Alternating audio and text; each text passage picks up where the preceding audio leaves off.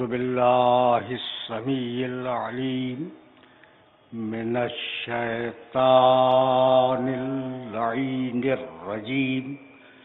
بسم الله الرحمن الرحيم. الحمد لله الملك الحق المبين المتصاغر لعظمته جبابرة الطاغين المتخاضع لكبريائه عطاة المتمردين المعترف بربوبيته سائر الخلق أجمعين. والصلاة والسلام والتحیۃ والاکرام علی اشرف النبیین وخاتم المرسلین سیدنا و مولانا ابی القاسم محمد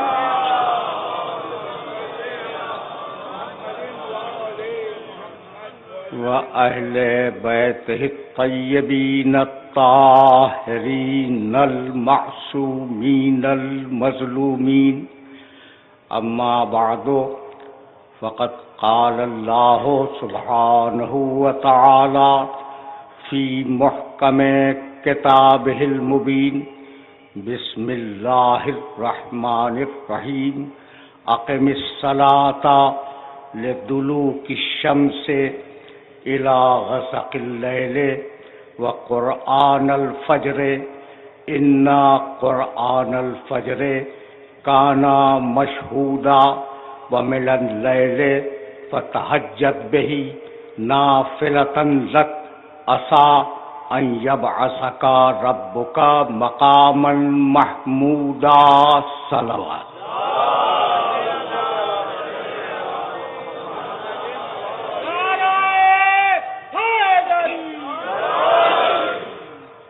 عزیزان محترم،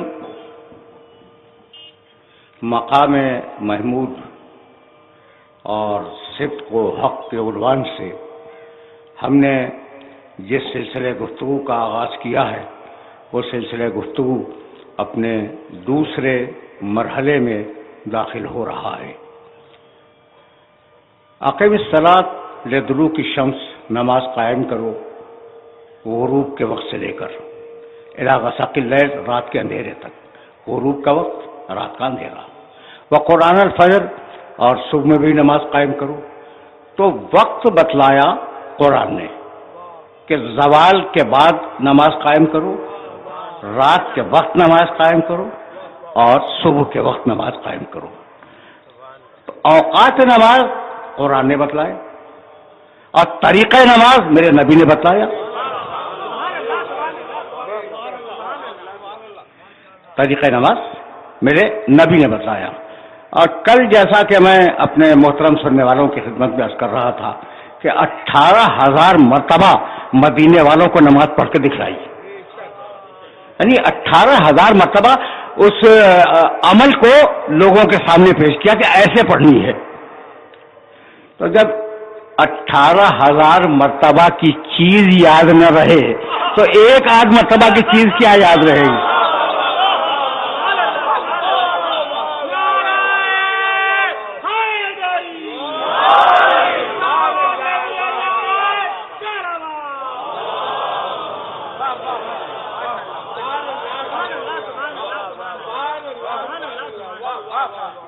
ظاہر ہے کہ موضوع کے تقاضوں کو پورا ہونا ہے اور سلسلہ فکر کو اس مقام سے بہت آگے بڑھ جانا ہے. تو نماز کا وقت بتلایا قرآن نے، نماز کا طریقہ بتلایا میرے نبی نے، اور نماز پڑھ کے دکھلا دی کہ صلو کما رأیتمونی اصلی، جیسی میں پڑھ رہا ہوں ویسے تم پڑھو. اور اب جب مسلمانوں کا معاشرہ بن گیا تو اب ضرورت ہوئی کہ دور دراز کے علاقوں میں جو مسلمان پائے جاتے ہیں انہیں نماز کے لیے بلایا جائے. تو اب اذان سامنے آئی.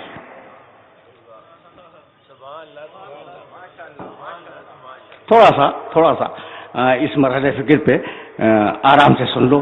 اذان سامنے آئی.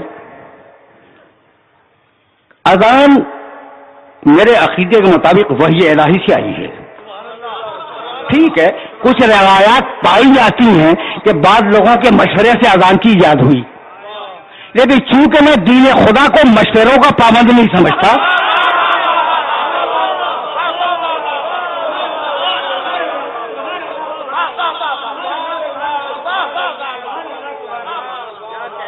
کہا گیا ہے کہ کچھ لوگوں نے مشورہ دیا کہ یا رسول اللہ بہت دور کے محلوں میں مسلمان آباد ہیں، تو کوئی ایک طریقہ آپ ایجاد فرما دیں، اور یہ طریقہ یوں ہو تو زیادہ بہتر ہے، یعنی مشورہ دیا گیا. تو میرے نزدیک اذان آئی ہے وحی الہی سے، اس لیے کہ دین الہی میں نہ اجماع کا کوئی دخل ہے نہ شورا کا کوئی دخل ہے، گنجائش نہیں ہے گنجائش. اور اس کے بعد ایک اذان دینے والے کو معین کیا گیا جس کا نام ہے بلال حبشی. سب جانتے ہیں یہ حبشی کا لفظی بتلا رہا ہے کہ ایک کالا انسان ہے. حضرت بلال حبشی رضی اللہ تعالی عنہ، دو جملے ان کے متعلق بھی سنتے جاؤ. یہ تو ایک مسلسل خط فکر ہے نا، گھنٹوں میں مشتمل. تو اب یہ چیزیں میرے سننے والوں کے ذہن میں محفوظ ہو جائیں تو میں سمجھوں گا میری محنت سوالت ہو رہی ہے. کالا انسان، اچھا حضرت بلال رضی اللہ تعالیٰ عنہ کے شجرے کا بھی پتہ نہیں. اچھا غلام، وہ آزاد عربوں کا معاشرہ، اس میں غلام شکل کالی اور صحیح عربی بھی بول نہیں سکتا. جب وہ کہتا ہے اشہد ان محمد رسول اللہ یا اشہد ان لا الہ الا اللہ تو شین نہیں نکلتی، سین نکلتی ہے. ٹھیک ہے، ایسے آدمی کو پیغمبر اکرم نے مؤذن بنا دیا.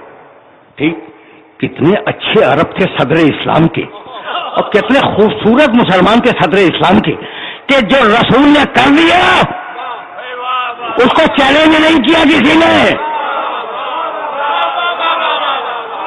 بھائی میرا میسج پہنچ گیا یا نہیں؟ بھائی بلال کو معین کر دیا، کوئی سرخ و سفید عرب کو معین کر دیتے، کوئی اچھے شجرے والے کو معین کر دیتے. نہ شجرا ٹھیک، نہ شکل اچھی، نہ لہجہ ٹھیک. اب رسول نے معین کر دیا تو معین کر دیا. کہا بلال گلدستہ اذان پہ کھڑے ہو جاؤ. تو جسے رسول نے گلدستہ اذان پہ کھڑا کر دیا، کسی کی ہمت نہیں کہ اسے ہٹا سکے، تو رسول جسے منبر غدیر پہ بٹھا کے چلا جائے.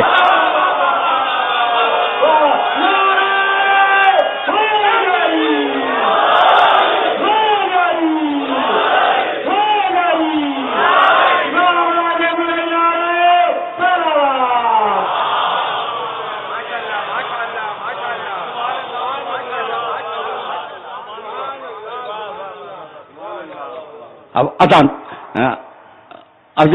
کے مطابق دو جملے سنتے جاؤ، اور بہت دور جانا ہے اور بہت آرام سے میں آگے بڑھ رہا ہوں. اذان اتنی عجیب عبادت ہے، اتنی عجیب عبادت ہے کہ واحد عبادت ہے پورے اسلام میں، واحد عبادت ہے جو شروع ہوتی ہے اللہ کے نام سے اور ختم ہوتی ہے اللہ کے نام پر. سوچ رہے ہو نا، روزانہ اذان دیتے ہو، کہاں سے شروع کرتے ہو؟ اللہ اکبر. ختم کہاں کرتے ہو؟ لا الہ الا اللہ. تو اللہ سے یہ عبادت شروع ہوئی، اللہ کے لفظ سے، اور اللہ ہی کے لفظ پر یہ عبادت ختم ہوئی. اتنی عظیم اور اتنی شریف عبادت ہے.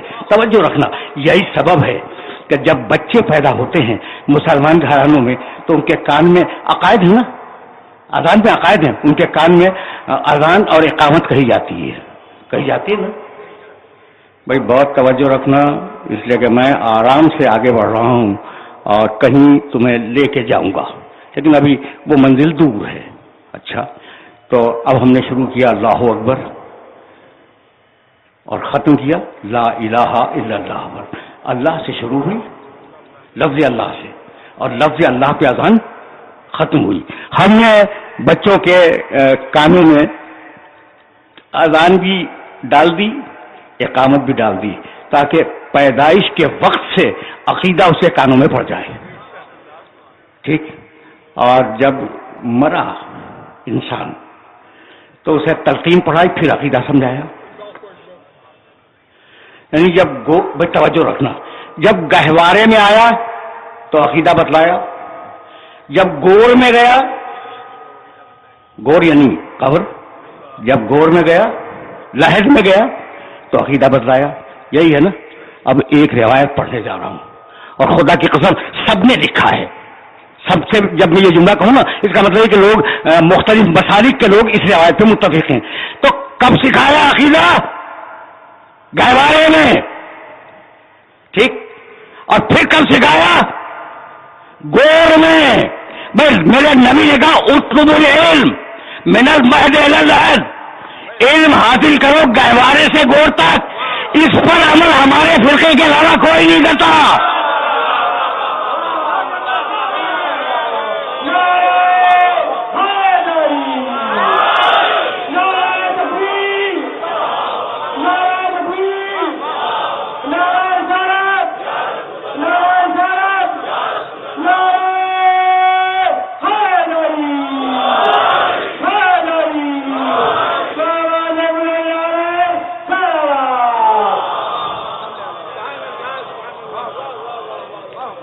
چیلنج ہے کہ ہمارے علاوہ اس حدیث نبوی پہ کوئی عمل نہیں کرتا. بھائی اب آگے بڑھے.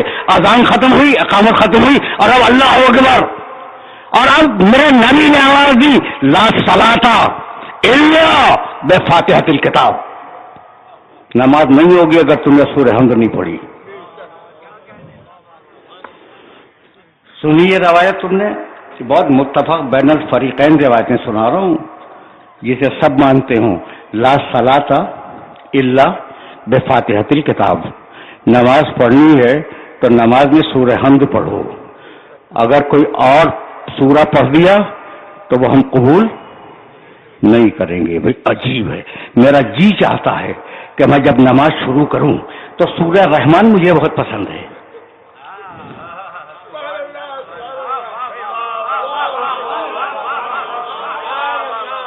مجھے سورہ رحمان بہت پسند ہے. بسم اللہ الرحمن الرحیم.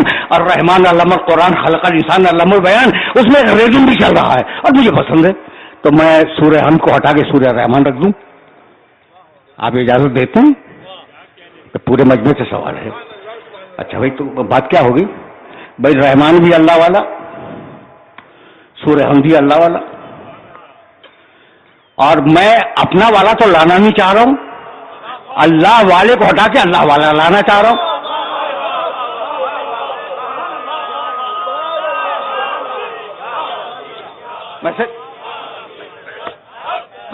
میرا میسج پہنچ رہا ہے؟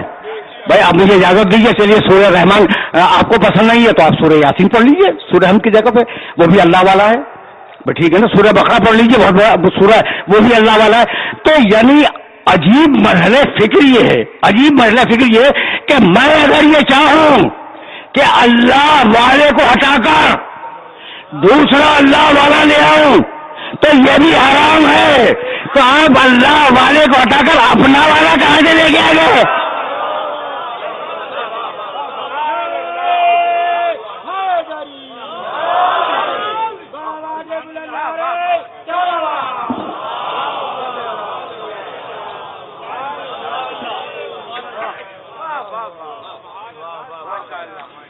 پہنچ رہا ہے نا یہ میسج؟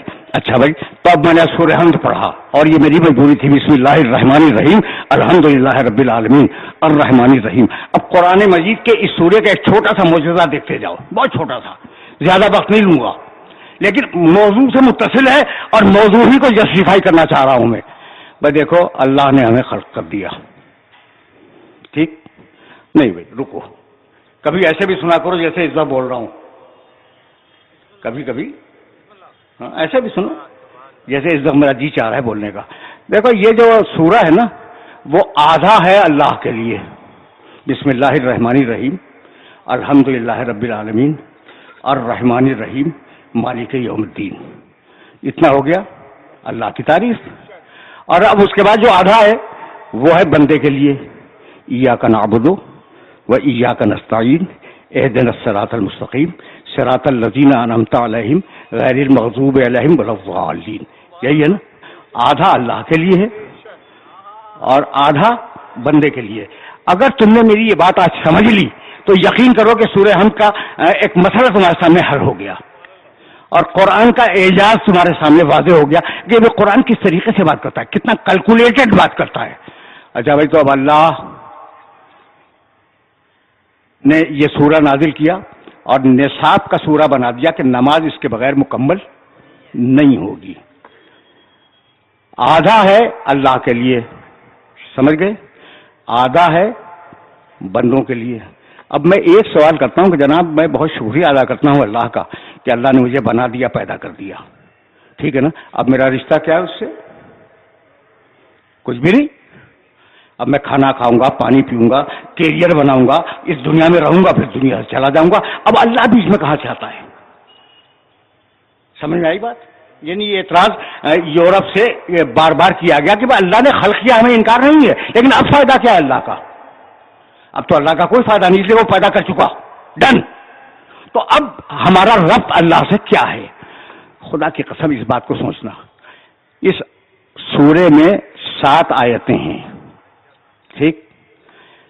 پہلی 3 پڑھ رہا ہوں میں. بسم اللہ الرحمن الرحیم، الحمدللہ رب العالمین الرحمن الرحیم. 3 آیتیں ہو گئی. اچھا درمیان کی آیت چھوڑ رہا ہوں میں، اب آخر کی 3 پڑھ رہا ہوں میں. ایاک نعبد و ایاک نستعین اہدنا الصراط المستقیم صراط الذین انعمت علیہم غیر المغضوب علیہم ولا الضالین. یہ دونوں ٹکڑے سن لیا تم نے؟ 3 اللہ سے متعلق، 3 بندوں سے متعلق. درمیان میں کیا رکھا ہے؟ مالک یوم الدین ہے نا درمیان میں. بھائی یہی تو پالیسی میکنگ ہے. بندوں اور خدا کے درمیان میں اگر کوئی واسطہ ہے تو وہ قیامت کا ہے، جانا اسی کی بارگاہ میں.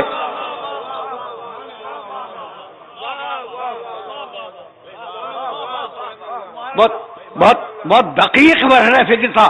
اب میں چاہ رہا تھا کہ یہ دقیق مرحلہ فکر میرے سننے والوں تک پہنچ جائے. تو اب مالک یوم الدین، بھائی توجہ رہے، یہ بنیاد ہے کہ تم کو جھک مار کر اللہ کی بارگاہ میں جانا ہے. تو اب پالیسی کیا ہے؟ ایاک نعبد و ایاک نستعین. بہت توجہ رہے، یہ وہ مرحلہ فکر ہے جہاں میں چاہ رہا تھا کہ یہ سورہ ہم تمہارے سامنے حل ہو جائے. ایاک نعبد و ایاک نستعین اہدنا الصراط المستقیم صراط الذین انعمت علیہم غیر المغضوب علیہم ولا الضالین. پروردگار مجھے سیدھے راستے کی ہدایت کر دے. راستہ سیدھا ہے، صراط کے معنی راستہ، مستقیم کے معنی سیدھا. راستہ سیدھا ہے تو راستہ دکھلانے والا ٹیڑھا تو نہیں ہو سکتا نا.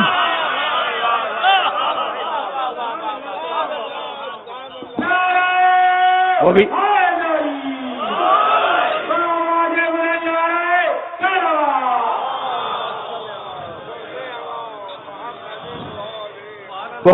بھی ظاہر ہے کہ سیدھا ہوگا. تو اسی لیے انبیاء و مرسلین مقامی عصمت پہ آئے ہیں. جتنے بھی راستہ دکھلانے والے آئے مقام عصمت کے اوپر آئے. اچھا بھائی توجہ رکھنا، اس لیے کہ یہ وہ مرحلہ فکر ہے جہاں میں اپنے سننے والوں کو روکنا چاہ رہا ہوں. مالک سیدھے راستے کی ہدایت کر دے. صراط الذین انعمت علیہم، ان لوگوں کا راستہ جن پر نعمتیں نازل کی ہیں، اللہ کا راستہ نہیں.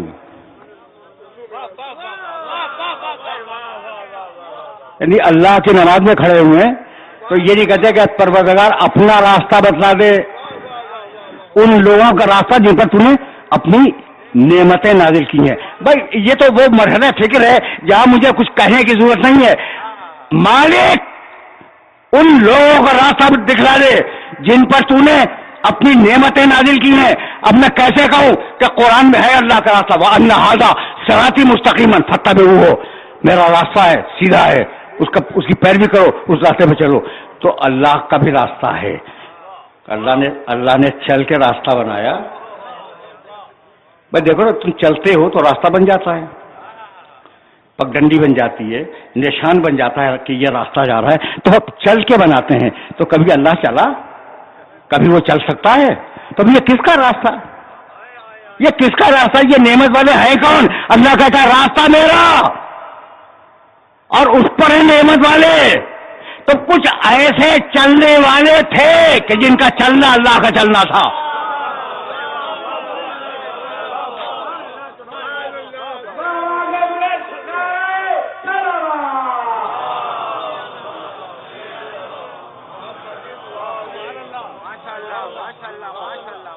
کچھ ایسے چلنے والے تھے جن کا چلنا اللہ کا چلنا تھا. کون ہے؟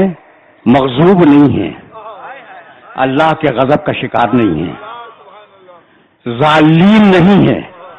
ظالم کون؟ جو گمراہ. دنیا میں دو ہی بڑی نجاستیں ہیں، ایک ہے غضب الہی کا شکار ہونا اور ایک ہے گمراہ ہونا. دیکھو تم جو نجاست کے معنی سمجھتے ہو نا، یہ تو بہت چھوٹی نجاستیں ہیں. ساری نجاستیں ان دو کے ذیل میں آتی ہیں. اللہ کے غضب کا شکار ہو گیا یعنی نجس ہو گیا، گمراہ ہے یعنی نجس ہے. تو دو ہی نجاستیں ہیں. توجہ رہے، دو ہی نجاستیں ہیں. اور یہ وہ لوگ ہیں نعمت والے جو دونوں نجاستوں سے دور ہیں.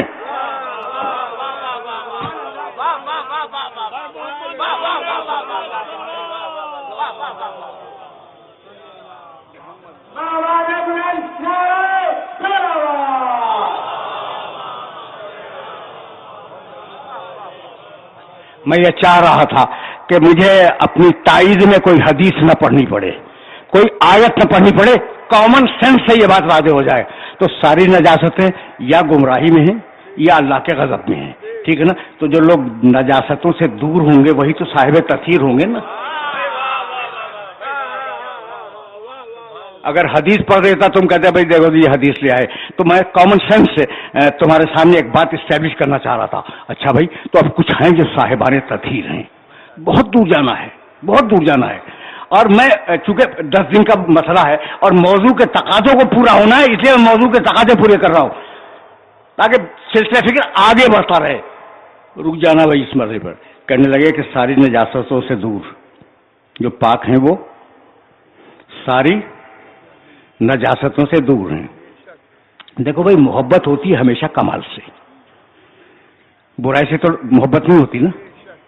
کہنے لگے یہ دعویٰ کرنے والے آل محمد کی محبت کا، ان کا خیال یہ ہے کہ آل محمد صاحبان تطہیر ہیں اور ساری نجاستوں سے اور سارے عیبوں سے پاک ہیں.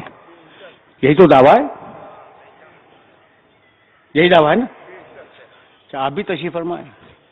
یہ ایک بزرگ تشریف فرما ہے اس مقام پر، قادم صاحب اس میں گرامی ہے غالباً. اور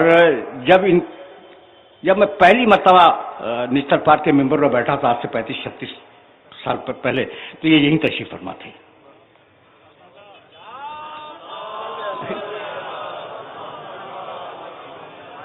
اور ان کی جگہ بھی مخصوص ہے.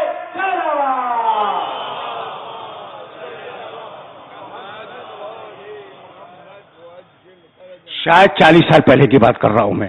اور ان کی سر و صورت کے بال سیاہ تھے، آج سفید ہے. میری بھی سر و صورت کے بال سیاہ تھے اور آج سفید ہو گئے ہیں. تو قدر ہوتی ہے نا پرانے سننے والوں کی. تو اب میں ان کے توسط سے یہ جملہ آپ کو ہدیہ کر دوں، اور یہ جملہ اگر آپ کے ذہن تک پہنچ گیا تو مرحلہ فکر آسان ہو جائے گا اور میں یہیں سے آگے بڑھ جاؤں گا. بھائی توجہ رکھنا، سورہ حمد کے حوالے سے بات کر رہا ہوں میں. اچھا بھائی، تو یہ مغضوب بھی نہیں ہے آل محمد اور یہ ظالم بھی نہیں ہے، دور ہیں. مغضوب سے بھی دور ہیں، ظالم سے بھی دور ہیں. جو دور ہو وہ طاہر ہے. ٹھیک ہے نا؟ کہنے لگے اگر یہ طاہر ہیں تو دنیا میں یہ دستور ہے کہ کمال سے محبت ہوتی ہے. تو سب نے تو مانا نہیں، سب نے تو آل محمد کو مانا نہیں. اگر کمال ہوتا تو مان لیتے. بھائی اعتراض سمجھ میں آ گیا؟ اعتراض سمجھ میں آیا؟ اگر آ گیا تو جواب دوں گا، ورنہ نہیں دوں گا، جواب ہی نہیں دوں گا. اعتراض یہ ہے کہ ہمیشہ انسان کو محبت ہوتی ہے کمال سے، اور آپ کا دعویٰ یہ ہے کہ وہ صاحب تطہیر ہیں، سارے کمال ان میں پائے جاتے ہیں. تو پھر سب محبت تو کرتے نہیں، سب محبت نہیں کرتے. اچھا، جب سب محبت نہیں کرتے تو دعویٰ باطل ہو گیا کہ سارے کمالات ان میں نہیں ہیں. تو آپ جانتے ہو ایک جواب تو میں اس ممبر سے 30 سال پہلے دے چکا ہوں کہ بھائی پیغمبر اکرم تو سارے عیبوں سے پاک ہیں نا، آل محمد ہو یا نہ ہو.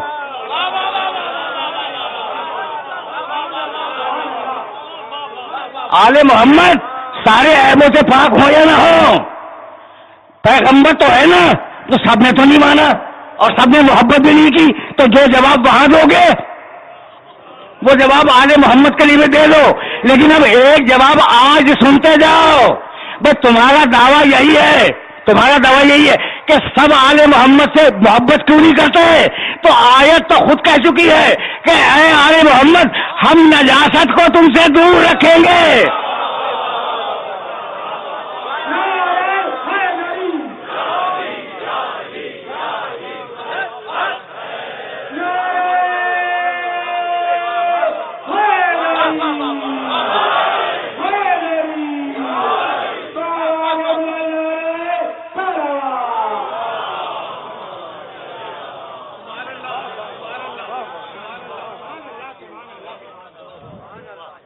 بھائی بات پہنچ رہی ہے نا؟ تو غیر المغضوب علیہم ولا الضالین، اور درمیان میں کیا رکھا؟ ایاک نعبد۔ اب میں آگے بڑھ رہا ہوں یہاں سے، اور سننا بھائی، سننا اس لیے کہ میں بار بار یہ جملہ کہہ رہا ہوں کہ موضوع کے تقاضے ہیں، اور موضوع کے تقاضوں کو پورا ہونا ہے۔ ایاک نعبد و ایاک نستعین، بس تیری عبادت، بس تجھ سے مدد۔ سن لیا؟ روز پڑھتے ہو، 5 وقت کی نماز میں پڑھتے ہو کہ عبادت صرف اللہ کی، مدد صرف اللہ سے، ٹھیک ہے نا؟ یہی ہے ایاک نعبد، بس تیری عبادت، کسی اور کی نہیں، و ایاک نستعین، اور بس تجھ سے مدد، کسی اور سے نہیں۔ اب یہ 2 ٹکڑے ہیں نا، ایاک نعبد عبادت اللہ کی، ایاک نستعین مدد اللہ سے۔ اچھا بھائی، میں کھڑا ہوا اللہ کی عبادت کرنے کے لیے، اذان دی، جب میں آگے بڑھا اذان دیتا ہوا تو بیچ میں آیا اشہد ان محمدن رسول اللہ، آیا نہیں آیا؟ پھر میں اذان دینے کھڑا ہوا، اذان میں بھی درمیان میں آ گیا اشہد ان محمدن رسول اللہ، عبادت فقط اللہ کی اور نام میرے محمد کا۔ بھائی یہاں تک آ گئے نا؟ اچھا اب میں تشہد میں بیٹھا، جسے ہم تشہد کہتے ہیں، دوسرے برادران اسلامی التحیات کہتے ہیں۔ اس نے کیا کہا؟ اشہد ان محمدن عبدہ و رسولہ، پھر رسول اللہ آ گئے۔ دیکھ رہے ہو؟ عبادت فقط اللہ کی، پروردگار فقط تیری عبادت، نام آ رہا ہے محمد کا۔ اچھا اب السلام علیکم ایھا النبی، اگر نبی سن نہیں رہا ہے تو جملہ بیکار ہے۔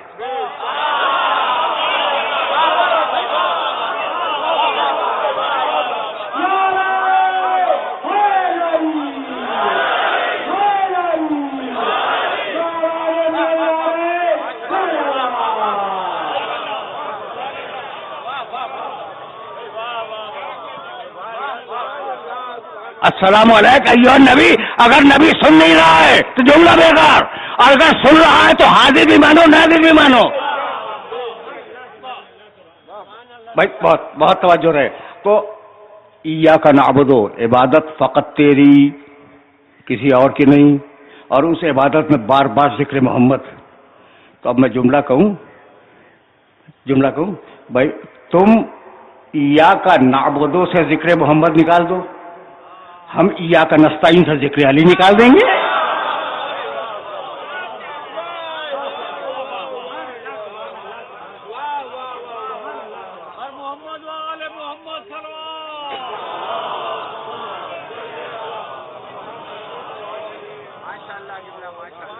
پہنچ رہا ہے یہ ویسے؟ اچھا تو آرام سے سنتے چلو، اور سلسلے فکر کو اب یہاں سے آگے بڑھ جانا ہے، اور اب ذرا سا سطح فکر کو بلند کروں گا، اور دانشور بیٹھے میں صاحبان فکر ہیں، ان تک میری بات پہنچ جائے گی۔ عبادت صرف اللہ کی، اور اب یہی خدا کی قسم یہی پالیسی ہے تخلیق انسانی کی، عبادت۔ اگر یہ سمجھ گئے تو میری آج کی محنت سوارت ہے۔ عبادت بس اللہ کی، اور پیدا کیا ہے اسی لیے۔ سورہ بنی اسرائیل میں کہا وَقَضَىٰ رَبُّكَ أَلَّا تَعْبُدُوا إِلَّا إِيَّاهُ، فیصلہ ہے تمہارے اللہ کا کہ اس کے علاوہ کسی کی عبادت نہیں ہوگی۔ سورہ بنی اسرائیل۔ سورہ زاریات میں کہا وَمَا خَلَقْتُ الْجِنَّ وَالْإِنسَ إِلَّا لِيَعْبُدُونِ، میں نے جنوں کو اور انسانوں کو فقط اپنی عبادت کے لیے پیدا کیا۔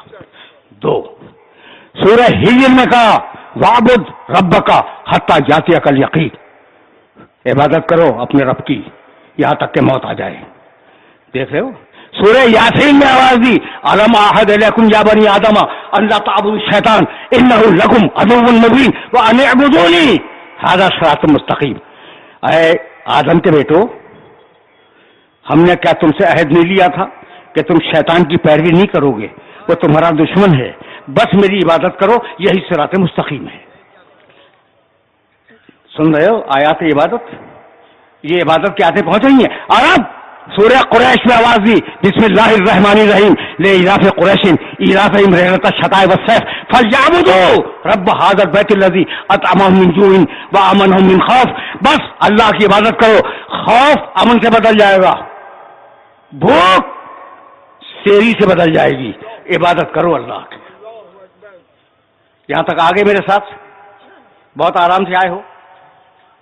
اب دیکھو یہ جو مشکل مرحلے ہیں، اگر تمہارے سامنے قرآن مجید اور حدیث مبارک کے مشکل مسئلے نہ رکھوں تو کیا ان کے سامنے جا کر رکھوں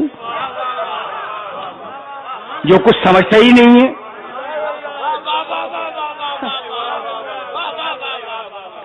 بس ظاہر ہے کہ مشکل مسائل تمہارے سامنے تو پیش کیے جائیں گے نا،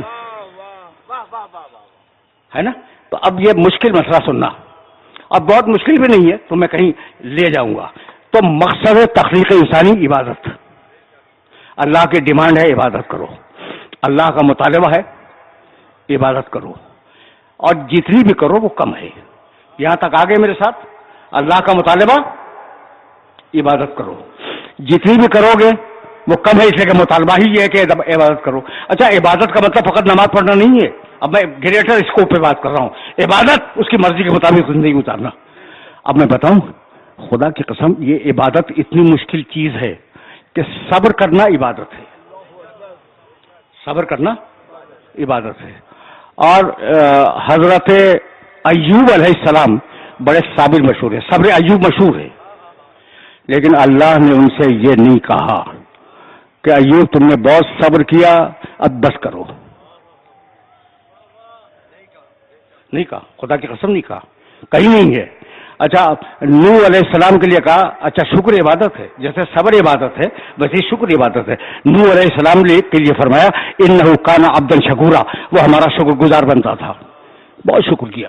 نوح نے بڑا شکر کیا، لیکن اللہ نے یہ نہیں کہا کہ بہت ہو گیا بس کرو. نوح ٹھیک ہے نا. تو اب جتنی بھی عبادت کرتے جاؤ کم ہے، اللہ یہ نہیں کہتا کہ بس کرو. یہاں تک آگے میرے ساتھ. اب میں آیت کو، نام کلام کی آیت کو ریلیٹ کروں یہاں پر. وَمِنَ اللَّيْلِ فَتَہَجَّدْ بِهِ نَافِلَةً لَكَ. حبیب رات کے اندھیرے میں تو قرآن پڑھا کر، نافلۃ لک، یہ تیری مخصوص ذمہ داری ہے. توجہ رکھنا، اس لیے کہ یہ وہ مرحلہ فکر ہے جہاں میں اپنے سننے والوں کو روک رہا ہوں اور روک کے کوئی میسج دینا چاہوں گا. آ گئی وَمِنَ اللَّيْلِ فَتَہَجَّدْ بِهِ نَافِلَةً لَكَ. رات کے اندھیرے میں حبیب تو قرآن پڑھ. یہ ہے نماز شب جو پڑھی جاتی ہے، اور ہم پر تو مستحب ہے اور انتہائی فضیلت ہے نماز شب کی. کبھی پڑھ کے دیکھنا کہ یہ کیا چیز ہے. خدا کی قسم کسی امت کو اللہ نے ایسی چیز نہیں دی. میں تم سے اسپیشلی ریکویسٹ کرتا ہوں کہ کبھی نماز شب پڑھ کے دیکھو. نماز شب کا طریقہ عام ہے، وہ ممبر سے بتانے کی ضرورت نہیں ہے. ہم پر مستحب ہے، رسول پر واجب تھی. بسم اللہ الرحمن الرحیم. یا ایھا المزمل قم اللیل الا قلیلا نصفہ او انقص منہ قلیلا او زد علیہ. پورا جملہ نہیں پڑھوں گا. نبی یہ دیکھو اب آیت کیا کہتی ہے. نبی تم پر واجب ہے کہ رات کو جاگ کے قیام کرو. الا قلیلا، تھوڑا سا سو بھی لیا کرو. نصفہ، آدھی رات جاگو. اب انقص منہ قلیلا، تھوڑا سا کم کر دو. اور زد علیہ، یا تھوڑا سا بڑھا لو. پڑھے لکھے لوگ تشریف فرمائے. اب یہ جو بات کہنے جا رہا ہوں بالکل آف دا ریکارڈ ہے اور تمہارے ایمان کو تازہ کرنے کے لیے کہہ رہا ہوں. بھائی سنا آپ نے؟ جناب آپ میرے پاس تشریف لائیں میرے گھر پر. اچھا جی چاہے تو تھوڑا سا پہلے آ جائیں، جی چاہے تو تھوڑا سا بعد میں آ جائیں، جی چاہے تو ٹھیک وقت پہ آ جائیں. یہ کوئی طریقہ ہے بات کا؟ بھائی آیت میں تو یہی ہے. آپ نے دیکھا بھائی 5 بجے شام کو میرے پاس تشریف لائیں. اچھا آپ کا جی چاہے تو تھوڑا سا پہلے آ جائیے گا. اچھا جی چاہے تو 5 بجے کے بعد آ جائیے گا. جی چاہے تو اسی وقت میں آ جائیے گا. یہ طریقہ نہیں ہے. آیت میں یہی ہے. حبیب آدھی رات اللہ کی بارگاہ میں قیام کرو. تھوڑا سا کم کر دو یا تھوڑا سا زیادہ کر دو. یہ طریقہ کیا ہے؟ یہ اعتراض ہے قرآن پر.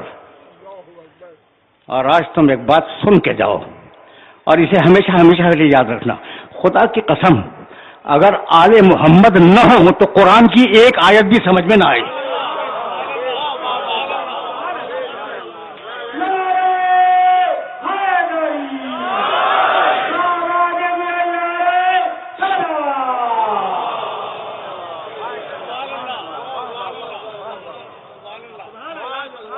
جب آپ کی سمجھ میں آ گیا, اعتراض تو سمجھ میں آ گیا نا.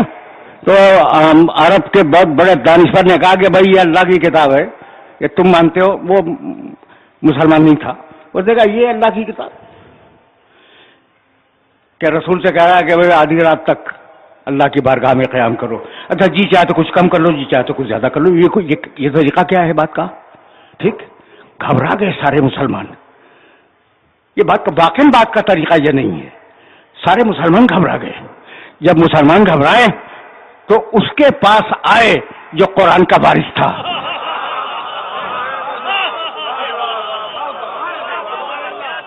اچھا بھی اب روکیں. ایک بہت پڑھے لکھے شہر کا بہت پڑھا لکھا مجمع میرے سامنے بیٹھا ہے. مجھے اگر تمہارے ذہن میں کوئی جواب آ رہا ہو تو بتلا دو, میں انتظار کر رہا ہوں. کوئی جواب اگر تمہارے ذہن میں آ رہا ہے تو مجھے بتلاؤ. آ رہا ہے کوئی جواب؟ میں آپ میرے گھر تشریف لائیں 5 بجے. جی چاہے تو 4:45 بجے آ جائیے گا, جی چاہے تو 5:15 بجے آ جائیے گا. اگر ٹھیک وقت پہ آ جائیں تو کیا کہنا ہے. سبحان اللہ. بھائی یہی ہے نا کہ آدھی رات تک قیام کرو, جی چاہے کم کر لو, جی چاہے زیادہ کر لو. بھائی بات تو وہی ہوئی نا. خدا کی قسم کہاں فرزند رسول عرب کے دانشوروں کا اعتراض ہے کہ یہ آپ کے جد پہ جو کتاب نازل ہوئی ہے جملہ کیا ہے؟ مسکرائے, کہنے لگے کہ یہ تو موسم کے عین مطابق ہے. کبھی کے دن بڑھے, کبھی کی راتیں بڑھی, کبھی کی برابر ہیں. کبھی راتیں چھوٹی ہوتی ہیں, کبھی راتیں بڑی ہوتی ہیں, کبھی راتیں برابر ہوتی ہیں. جب برابر ہو تو آدھی رات تک, جب چھوٹی ہو جائے تو کم کر لو, جب لمبی ہو جائے تو زیادہ کر لو.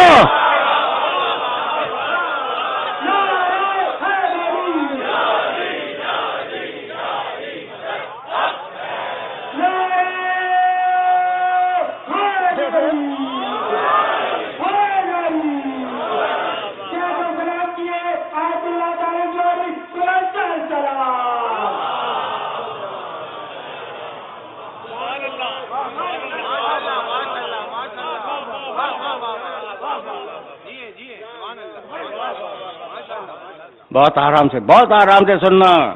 اچھا تو واجب کیا نا پیغمبر پر رات کو کھڑا ہونا.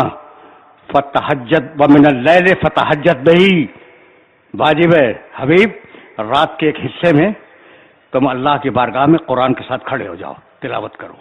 یہ ہے نماز شب. ٹھیک, رسول نے کیا. اچھا نو تم نے بڑا شکر کیا, اب بس کرو بھائی بہت ہو گیا. نہیں ہے. اب یہ دیکھو مقام محمد عربی تک اب لایا ہوں تمہیں, اور اگر یہ میسج پہنچ گیا تو آج گفتگو یہیں تمام کر دوں گا. زیادہ تمہیں رحمت نہیں دوں گا. اچھا بھائی ایوب تم نے بڑا صبر کیا, اب صبر ختم کرو, بہت ہو گیا.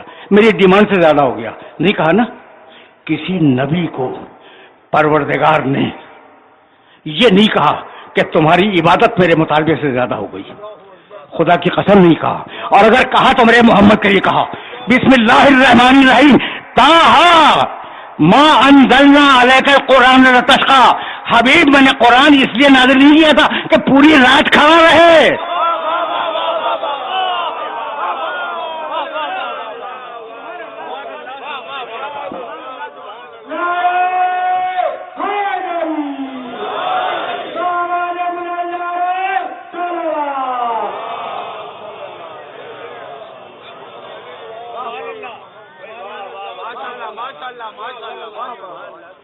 حبیب توجہ رکھنا، حبیب ہم نے ما انزلنا علیک القرآن لتشقی، کہ تم پوری رات کھڑے رہو، اللہ کے مطالبے سے زیادہ ہے یا نہیں؟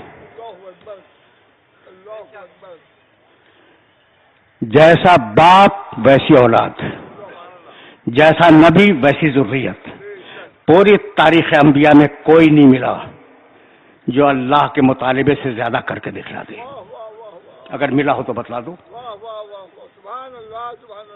پوری تاریخ انبیاء میں ایک نہیں ہے جو اللہ کے مطالبے سے زیادہ کر کے دکھلا دے سوائے میرے نبی کے۔ طٰہٰ ما انزلنا علیک القرآن لتشقی۔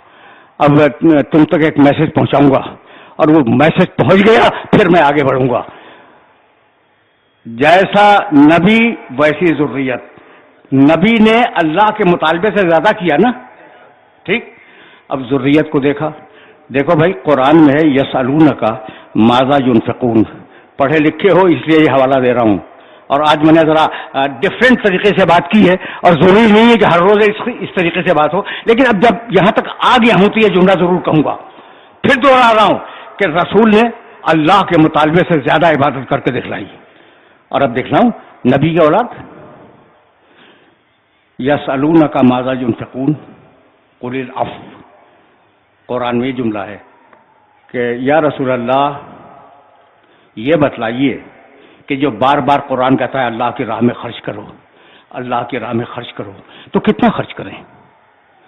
اللہ نے جواب دیا قل العفو، تمہاری ضرورت سے جو بچ جائے وہ خرچ کرو۔ میرے پاس بہت پڑھے لکھے لوگ موجود ہیں، بہت پڑھا لکھا مجمع میرے سامنے ہے، وہ جملہ پھر دوہرا رہا ہوں، آپ کے لیے نہیں، آپ تو سمجھ گئے بات کو، یہ جو نوجوان چھوٹے چھوٹے بچے بیٹھے ہوئے نا ان کے لیے دوہرا رہا ہوں۔ بھائی اللہ کا مطالبہ کیا تھا؟ رات کو قرآن پڑھو، رسول نے مطالبے سے زیادہ کیا، ٹھیک ہے نا۔ اب اولاد وہ جو نقش قدم پہ چلے، میرے پاس روٹیاں ہیں، اچھا بھی پہلے میں کھا لوں، اپنی اولاد کو کھلا دوں، اپنے بیوی بچوں کو کھلا دوں، جو بچے وہ خیرات کر دوں، یہی تو ہے۔ ابھی نہیں پہنچے، بات ختم ہو گئی۔ میرے پاس روٹیاں ہیں، میں بچوں کو کھلا لوں پھر خیرات کروں۔ تنہا آل محمد ہیں جو اللہ کے مطالبے سے زیادہ ساری روٹیاں مسکینوں کو، یتیموں کو، فقیروں کو دے دیتے ہیں۔ بس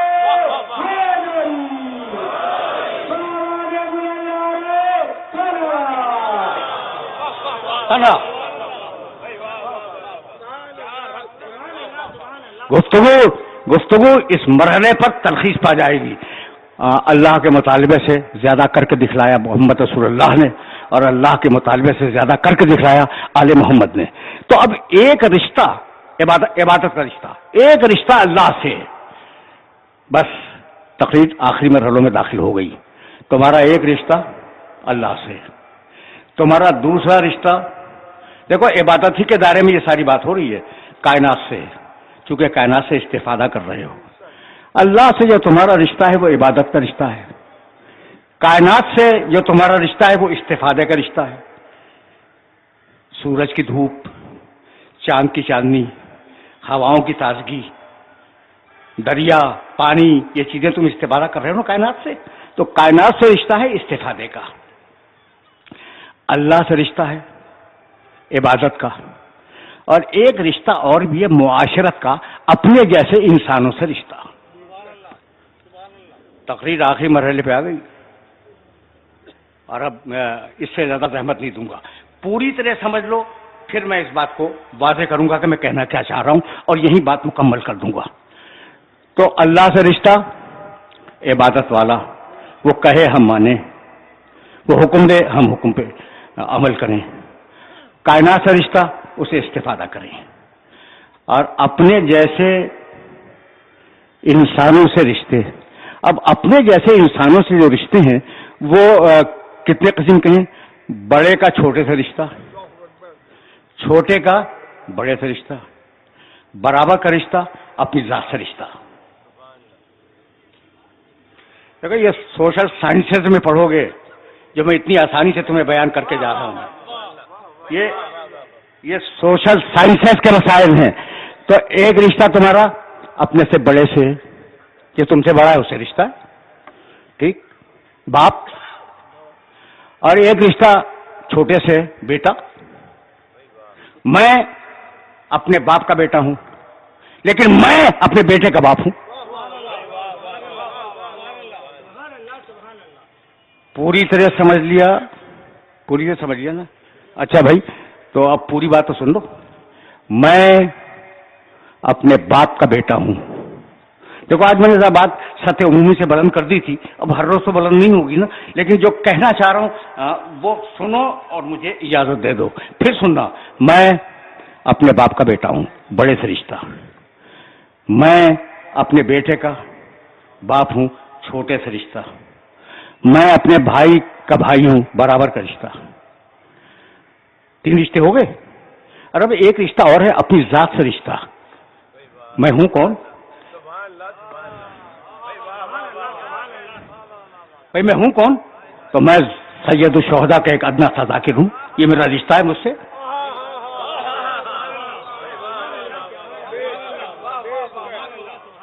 پوری بات محسوس کرو، پوری بات محسوس کرو، پھر میں آگے جاؤں گا. میں اپنے باپ کا بیٹا ہوں، اپنی مثال دے رہا ہوں. میں بڑے سے رشتہ. میں اپنے بیٹے کا باپ ہوں. تو ایک میرا رشتہ باپ کا ہے، ایک میرا رشتہ بیٹے کا ہے. 2 رشتے ہو گئے. میں اپنے بھائی کا بھائی ہوں، برابر کا رشتہ ہے. اور میں سید الشہداء کا ایک ادنا ذاکر ہوں، میرا اپنا ذات سے رشتہ ہے.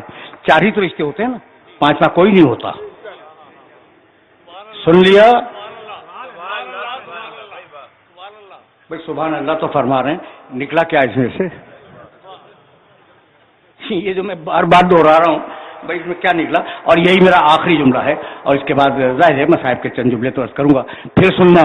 یہ جو نوجوان بائیں طرف بیٹھے ہوئے نا بہت سے، انہیں مخاطب کر رہا ہوں. بھائی تم اب نوجوان تو نوجوان ہیں، انشاءاللہ شادیاں بھی ہوں گی اور بال بچے دار بھی ہوں گے. بزرگ اپنے بچوں کے باپ ہیں، اپنے باپ کے بیٹے ہیں، اپنے بھائی کے بھائی ہیں، اور خود جو بھی کچھ کرتے ہیں ان کا رشتہ ان کی ذات سے. سمجھ میں آ گئی بات؟ بھائی بہت توجہ رہے، بہت توجہ رہے، اس لیے کہ اب تو آیا ہے ایک جملہ میرے مولا حسین کی فضیلت میں. کل ایک جملہ کہوں گا. پھر سنو. میں اپنے باپ کا بیٹا ہوں، میرا ایک باپ ہے، بڑا رشتہ. میں اپنے بیٹے کا باپ ہوں، میرے بیٹے ہیں، ٹھیک. میں اپنے بھائی کا بھائی ہوں، میرا بھائی ہے، یہ بھی ٹھیک ہو گیا. میں سید الشہداء کا ذاکر ہوں، میرا ذات سے رشتہ. یہ 4 رشتے ہو گئے نا. 5واں کوئی رشتہ نہیں ہوا کرتا، 5واں کوئی نہیں رشتہ. اب چلو حسین کی طرف. باپ امام، 9 بیٹے امام، برابر کا بھائی امام اور خود امام.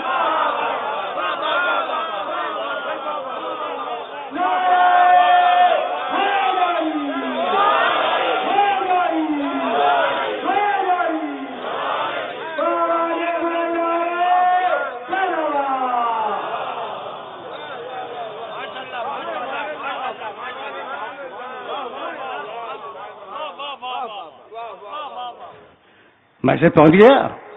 اسے کہتے ہیں حسین ابن علی. باپ امام، امام کا بیٹا ہے. 9 بیٹے امام ہیں، اماموں کا باپ ہے. برابر کا بھائی امام ہے، خود امام ہے.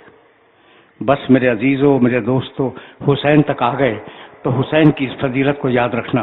ایک دن، پورا واقعہ بہت لمبا ہے اور علماء نے اسے بڑی تفصیل کے ساتھ حسنین کا واقعہ لکھا ہے. میں تو صرف حسین کے حوالے سے ایک جملہ کہوں گا اور تقریر تمام ہو جائے گی. بس حسین ابن علی.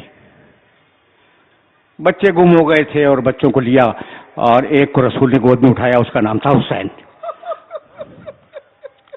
چلے گھر کی طرف تو کہنے لگے اے میرے دوستو، دیکھو بھائی ابھی تو میں فضائل پہ ہوں نا.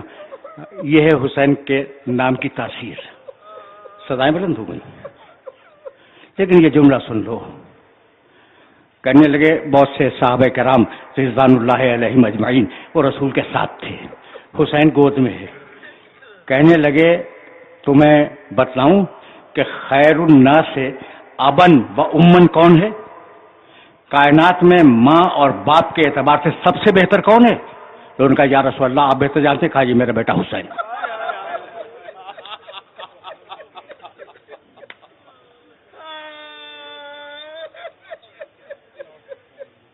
خیر الناس سے ابن و امن، ماں اور باپ کے اعتبار سے جو بہترین ہے وہ کون ہے؟ کہنے لگے کہ یا رسول اللہ آپ بہتر جانتے ہیں. کہا میرا بیٹا حسین. دوسرا جملہ سنو گے؟ جملے بہت سے ہیں، میں تو صرف 2 جملوں کے لیے زحمت دے رہا ہوں. خیر الناس سے جدن و جدتن کون ہے؟ جس کا جد بھی خیر الناس ہو اور جس کی جدہ بھی خیر الناس ہو. بھائی جد کے معنی جانتے ہو؟ جد عربی زبان کا وہ لفظ ہے جو نانا اور دادا دونوں کے لیے استعمال ہوتا ہے. جو نانا اور دادا دونوں کے لیے استعمال ہوتا ہے عربی زبان میں جد. تو جد کے اعتبار سے خیر الناس کون ہے؟ کہا یا رسول اللہ آپ بہتر جانتے ہیں. کہا یہ میرا حسین.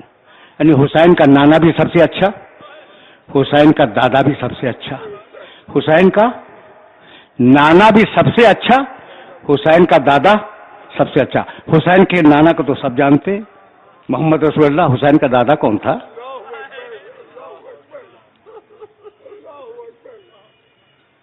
کون تھا بھائی حسین کا دادا؟ اس کا نام ہے ابو طالب. پیغمبر کہے خیر الناس، پیغمبر کہے خیر الناس. بس میرے عزیزوں، میرے دوستوں، تمہاری صدائیں بلند ہو گئیں.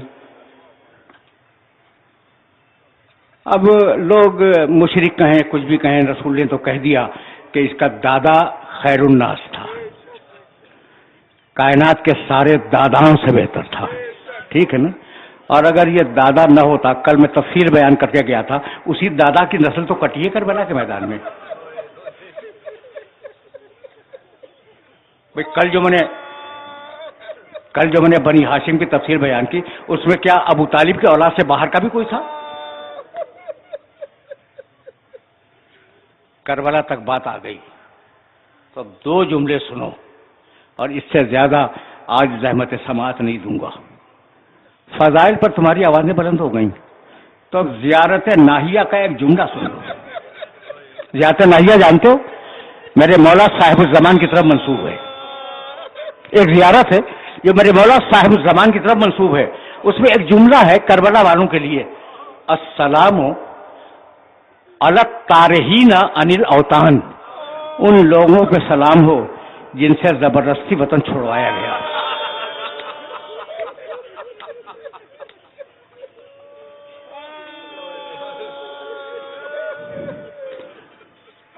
ان لوگوں کے سلام ہو جن سے زبردستی وطن چھوڑوایا گیا.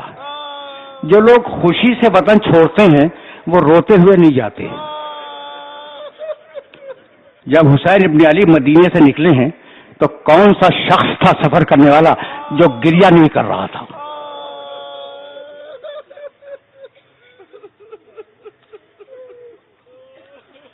اٹھائیس سفر کو نکلے ہیں نا حسین ابن علی. 28 سفر کی رات. دیکھو یہ رات سمجھنا، ہمارے یہاں ایک رسم ہو گئی ہے کہ دوسری محرم کی رات کو پہلی محرم مناتے ہیں. سمجھ رہے ہو؟ نہیں، وہ ایک دن پہلے ہوتی، یعنی دن سے پہلے جو رات ہوتی ہے نا، وہ اس تاریخ کی رات ہوتی ہے. یعنی 2 محرم کی رات آج نہیں ہے، آج 3 محرم کی رات ہے اب جو آئے گی. اور کل جو گزر گئی وہ دوسری محرم کی رات تھی. تو 28 کی رات کون سی ہوئی؟ 27 کا دن گزر کے رات کو. ایک بزرگ ہیں، ان کا نام ہے عروہ غفاری، صحابی رسول ہیں رضی اللہ تعالیٰ عنہ. وہ گراں گوشت تھے، سنتے نہیں تھے. ان کا گھر آل محمد کے گھر کے پڑوس میں تھا. جملہ سنو، اب تو وقت بھی نہیں رہا. وہ گراں گوشت بزرگ، ان کے متعلق میں نے کتابوں میں پڑھا کہ کان اتنے کم ہو چکے تھے کہ کان لا یسمع الرعد، بادلوں کے گھڑگھڑانے کی آواز ان کے کان میں نہیں جاتی تھی. 28 رجب کی شب میں آدھی رات کو اٹھ کے بیٹھ گئے. زوجہ نے پوچھا عروہ بات کیا ہے؟ کہا میں تو بادلوں کی گڑگڑاہٹ نہیں سنتا, یہ کن بیویوں کے رونے کی آواز میرے کانوں.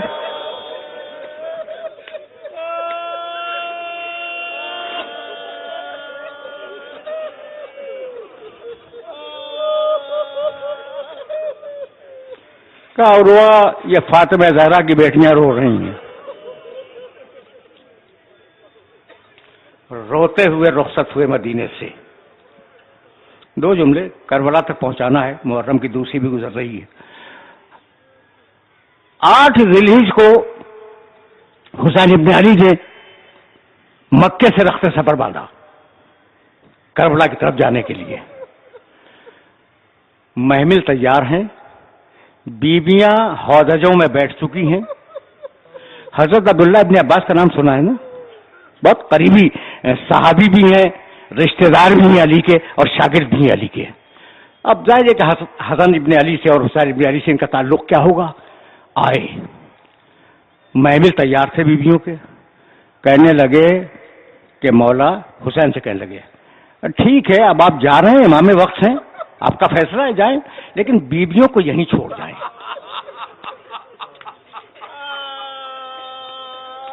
میں نے مقتل میں اس کے 2 جواب دیکھے. مقتل میں مجھے اس کے 2 جواب ملے. ایک تو جواب حسین نے دیا, شاء اللہ ان یراہن سبایا. ابن عباس, اللہ کی مشیت یہ ہے کہ گرفتار ہو جائیں اللہ کی راہ میں, اللہ کی راہ میں گرفتار ہو جائیں. اور اب دوسرا جواب سنو گے. دوسرا جواب کسی محمل سے آیا کہ ابن عباس بہن کو بھائی سے چھوڑانا چاہ رہے ہو.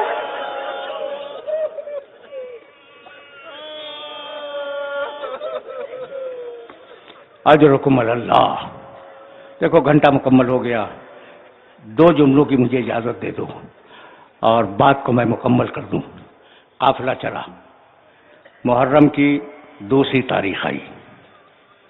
ایک مقام پر حسین کے گھوڑے نے چلنے سے انکار کیا. بعض روایات کے مطابق 7 سواریاں بدلی ہیں حسین نے آگے بڑھنے کے لیے, اور کسی سواری نے چلنے پر رضامندی کا اظہار نہیں کیا, سب سر جھکائے کھڑی رہی. کہا عباس ذرا یہ گاؤں والوں کو تو بلاؤ. گاؤں والے آئے. کہا بھائی یہ تو بتلاؤ کہ اس گاؤں کا نام کیا ہے. کسی نے کہا یقال لہا غازریہ, اس کا نام غازریہ ہے. پھر پوچھا کوئی اور نام بتاؤ. کہا اس کا نام نینوا ہے. کسی اور سے پوچھا, کہا کہ ہاں فرزند رسول اس کا ایک نام ماریا بھی ہے. غازریہ, نینوا, ماریا. پھر اصرار کیا حسین نے کہ کوئی اور نام ہے. ایک بڈھا آگے بڑھا اور کہنے لگا فرزند رسول یقال لہا کربلا.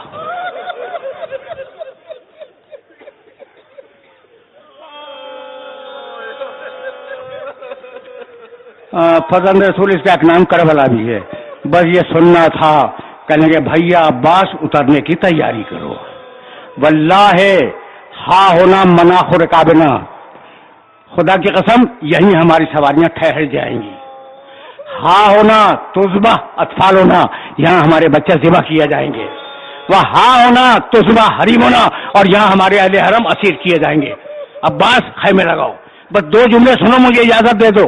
عباس نے خیمے لگائے. سب سے پہلے جو بی بی اتری وہ شہزادی زینب تھی.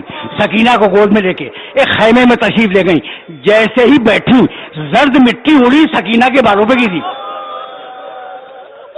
کہا فرزا جا میرے بھائی کو بلا کے لا.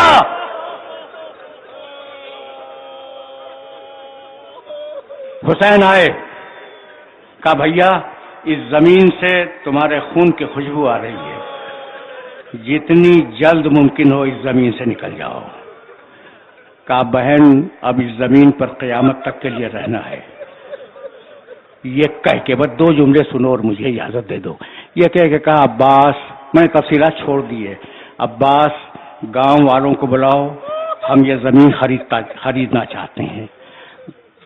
گاؤں والے آئے, زمین کا مالک آیا. 4 مربع گز، بعض لوگوں نے اس سے زیادہ لکھا ہے. زمین 60,000 درہم میں خریدی.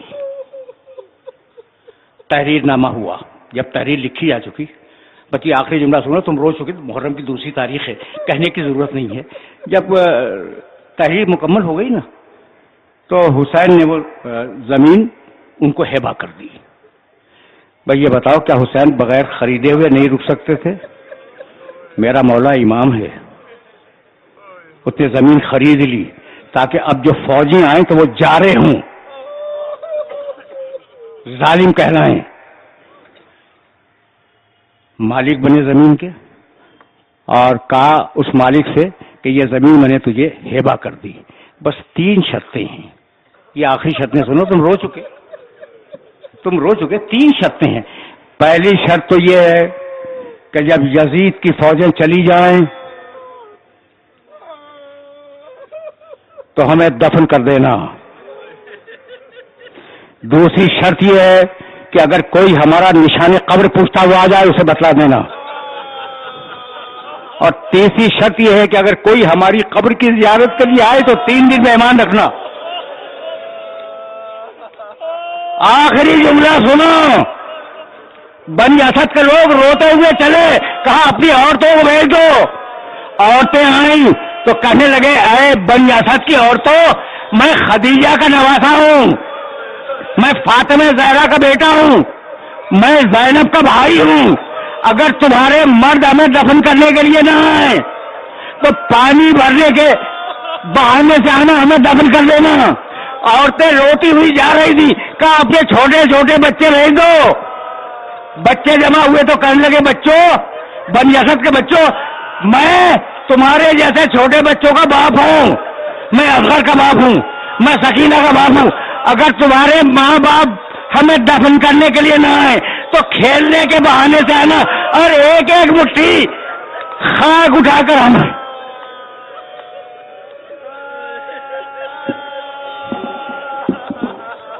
وَسَيَعْلَمُ الَّذِينَ ظَلَمُوا أَيَّ مُنقَلَبٍ يَنقَلِبُونَ رَبَّنَا تَقَبَّلْ مِنَّا إِنَّكَ أَنْتَ السَّمِيعُ الْعَلِيمُ.